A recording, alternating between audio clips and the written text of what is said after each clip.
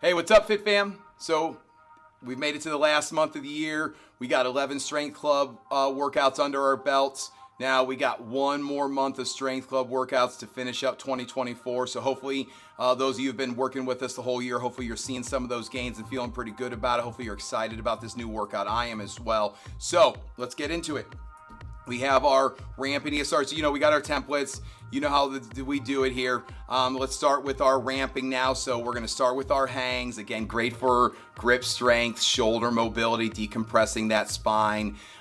Make sure that you are focused on your breathing on this one. That's what's really going to anchor you here. Big, deep breath in through the nose, holding it for a couple seconds, then slowly pushing all that air out. Your goal should be 2 to 4 big deep breaths on this one. And of course, if you need to, use that box to support yourself a little bit, but make sure you're using those legs as little as you can, so you're really putting that emphasis and that work onto those hands and those shoulders. Okay, so we got that matched up with our cyclist squats this month. So right here we got Coach Matt using some weights. This is a video where he's doing it as a strength exercise. For our purposes, we're just using it to get those muscles warmed up, so you don't have to add weight to this exercise, but we're just gonna focus on those knees going out over those toes, letting your hips come down as low as you can, really trying to pull your butt down toward those heels. Also, notice how Coach Matt's very controlled in his tempo, pausing before he drives back up. Again, we're using this as a warm-up, so think slow tempo reps, using that time to keep those muscles working so we really get everything out of this set that we really want there, which is for all those muscles to feel really good and ready to go for the next thing. So we're gonna match those up with the hangs. We got 2 sets of each, and then we'll move over to our second set of ramping exercises. So we're gonna start with our anti-rotational dead bugs here. Again, you can see Coach Lynn is perpendicular to the beam and that band. You wanna make sure there's a lot of tension in that band. Not so much that you're gonna get pulled over, but enough that you really feel this, because I think this is an awesome core exercise. You're gonna feel this in those obliques, resisting that rotation. You're gonna feel this in your core, those abdominals, and in your lower back from just maintaining that posture as you press out one leg at a time. Again, slow reps here. It's not about getting a bunch of reps in, so take your time, pausing at the end of each rep, and then pulling that band away. We'll get one set in one direction. When we come back to this, you're gonna face the other direction for that second set.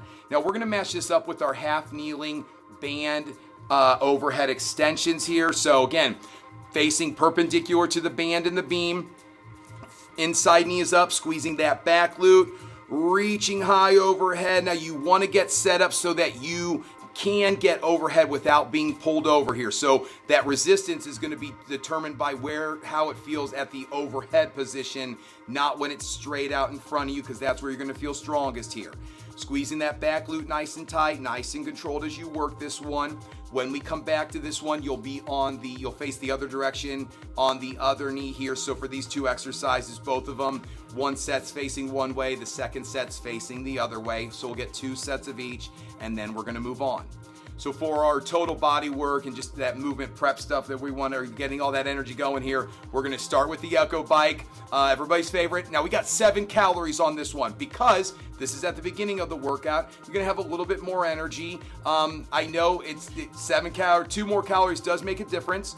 I want you to challenge yourself to get it done as quickly as you can, but again, you can slow it down if you need to, but having that time goal to work on is really nice, helps keep you a little bit more motivated. It always feels good to see somebody when they beat that time and they're feeling really good about themselves as well. It's worth all the pain that goes into those 7 calories. So we got 7 calories on the bike, and then we're over to the ladder drills. So we're gonna go down and back on those ladder drills. You can mix it up however you wanna work them here. We can go 2 in, 2 out. We got our in, out. We have our Icky shuffles, Ali shuffles, whatever you wanna do to mix it up there. Take your time and focus on planting those feet, nice smooth rhythm to those ladder drills. We're just gonna go down and back, and then give yourself time to recover here. So we're gonna get all those muscles firing with those 2 exercises. And again, this is gonna get your heart rate up. That's okay. Breathe, give yourself some time to recover. All this is designed to get all those muscles primed so we can move into our strength circuit that we have for this workout here. So for our strength circuit, we're gonna have 3 exercises. You're gonna work through all 3 before you start your second, third, and fourth set of these. And we're gonna start with our split squats. or our rear foot elevated split squats here, right? So again, when we're working those split squats, we're just focusing on driving through that front leg and stabilizing with that back leg here. So I'm squeezing that glute of that right leg in this video. You can see here, pressing up through that front leg. I'm holding that weight at that goblet position. You can hold weights at your sides. You can go with a weight vest. You can go body weight. Of course, if you need to use a dowel or a TRX, that's fine as well. We're going to get 10 reps on one leg, then 10 reps on the other. And of course, if you want to do the rear foot elevated split squat, for those of you that are feeling pretty balanced and stable in that split squat, that rear foot elevated split squat is going to take that intensity up just a little bit. But again, we're looking for 10 quality reps here, 10 on each leg. So this is going to be a little taxing. I know these can be tough. We're going to get a lot out, and those muscles are going to thank you. And we're going to, the second exercise here is our flat dumbbell bench press. So again, here we're going 10 reps. This is going to be a heavier weight than what you are probably doing for your equal to or heavier than what you were doing on your incline, because we were just going 8 reps on each side. But obviously there's a lot of time working those 8 reps because we are alternating. Now, for this one, we got our flat bench. We're going to get more of the pec muscles working for us. So you're going to feel typically going to feel stronger. We're working them both at the same time. So really squeezing those shoulders, pulling those dumbbells down, driving your shoulders into the bench to press them back up. So we got 10 reps on this one. So again, if you're not sure, err on the side of a little bit lighter on that first set, because it's always better to find out after a first set, hey, I can go heavier, than find out you went way too heavy here. So don't be afraid to challenge yourself, but nice smooth rhythm, 10 reps on the bench, and then we're moving to our last exercise, which is our 3-point rows. So this one, you can use the bench or you're gonna use a box. Now for our purposes, when we have a lot of people, you're probably just gonna use the boxes because we got other people using the bench. But for this one, we're focusing again on heavy reps and intentional reps here. It's not about getting them done quickly. I want you really thinking about pulling that hand, dumbbell, or kettlebell, whatever weight you're using, up towards your low ribs and hips to really hit those back muscles on this one. Get a good squeeze at the end, and then nice and control the way back down, pressing that box away from you with that other arm. So again, on this one, we're going 10 on each side here. Again, don't be afraid to challenge yourself with that weight. Make sure that you do feel like that last rep was one of the last good reps. Maybe you got 1 or 2 more reps you might be able to do, but really don't be afraid to challenge yourself. Let's get the most out of those 10 reps. So we're gonna go through that for at least 2 sets. In weeks 2, 3, and 4, you'll be able to get 3, possibly even 4 sets in. So we'll see that progress come over the course of that month. Then we're gonna move on to our conditioning here to finish up. So we got 3 exercises for our conditioning, and we're going to start with our chin-ups. Now again, you can do your pronated or your palms facing you, which is going to be your supinated grip, palms facing out, which is your pronated grip, whichever one's most comfortable for you. You're going to usually feel stronger in that chin-up grip as opposed to that pull-up grip. Can be a little more tension for those elbows, so just be careful with that. But we're going to go 5 to 10 reps. So again, I want you to be able to do at least 5. If you can do 6, 7, 8, 9, or 10, do all those. If you can do 9 or 10, consider taking that weight up to make it a little more challenging. But again, you can also keep it lighter because we are doing, folks, a little bit more on conditioning at this time of the workout.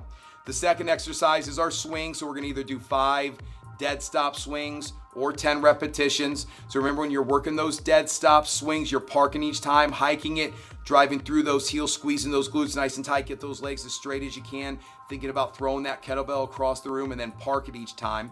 If you want to do those repetitions, focus on a good pace. I also want you to feel like you're relaxed as you're doing these. I don't want you to feel like you're getting real tense and trying to muscle through these reps. Make sure you feel almost like a little bit relaxed as you're doing them. 10 quality reps or those 5 dead stop swings, whichever one you want to do there.